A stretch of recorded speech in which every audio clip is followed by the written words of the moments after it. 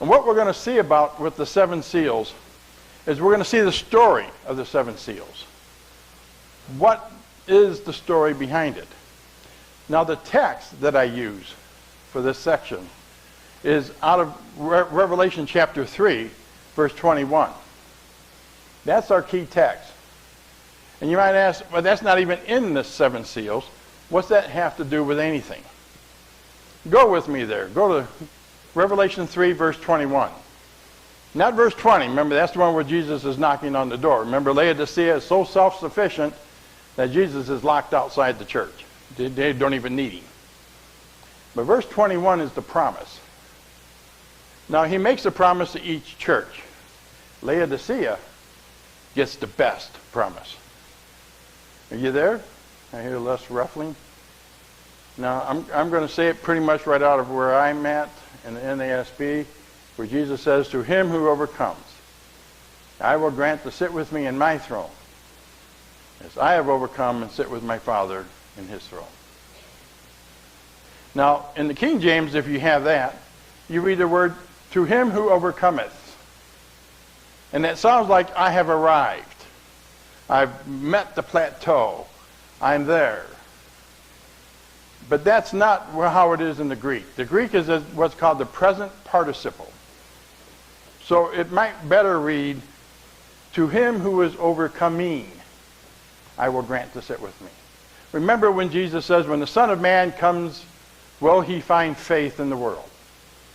Will he? Yes, he will. And that's who he's looking for. If you are living by faith and trusting in Jesus, that's the person he's looking for. Now, what's interesting is these promises are cumulative churches. All seven of them. Because there aren't seven churches in the book of Revelation. Did you know that? Chapters 2 and 3 talks about one church in 7 phases. It's important for us to understand that we're members of the same church. It's one body, one faith, but over a period of time in 7 phases. So as each promise is made, it accumulates. So the whole promises really come to us. Now there's about a half a dozen texts in the book of Revelation that are dual directional. That means they go back, they point both ways. And here in chapter 3, verse 21, that text looks backwards to the 7 churches and encompasses all that culminates at Laodicea with this great promise to sit with Jesus. But it is the springboard that points us forward to the 7 seals. Because there in the 7 seals, we see the church experiencing life on earth in a sinful world, overcoming as we prepare for Jesus to come. Now the book of Revelation is broken down in 7 parts, 7 pieces you could say. And what unlocks that story is the sanctuary. That's the key that tells us what the outline is. And in each section, there is a sanctuary introductory scene.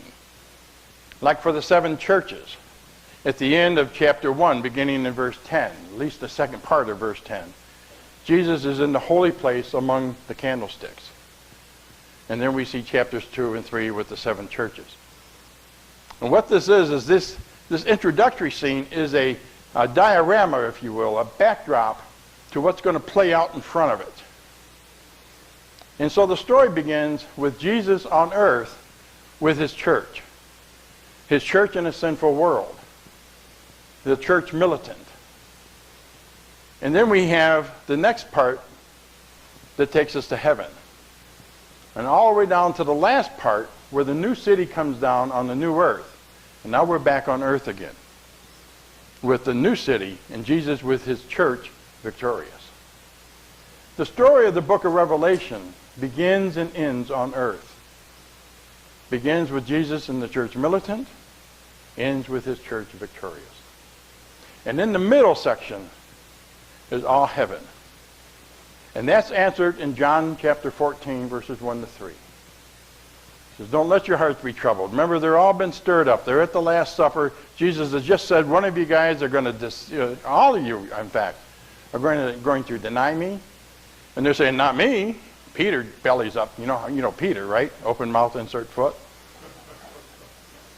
He comes up and says the same thing. And so Jesus says, don't let your heart be troubled. You believe in God, believe also in me. He says, I'm going to my Father. He says, I'm going to prepare a place for you. Now, this place that he's going to prepare is not the mansion that we're generally accustomed to. In my Father's house are many mansions, we say. That's the King James. I like the word mansion there. The King James picks up the old French word mason, brick. In those days, the houses were made out of thatch, dirt floors, hole in the ceiling for the fire, the smoke to go out.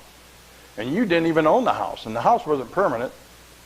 It wasn't something you could hand down in the family. It wasn't like this was where I belong, this place, like I can put down roots and be here.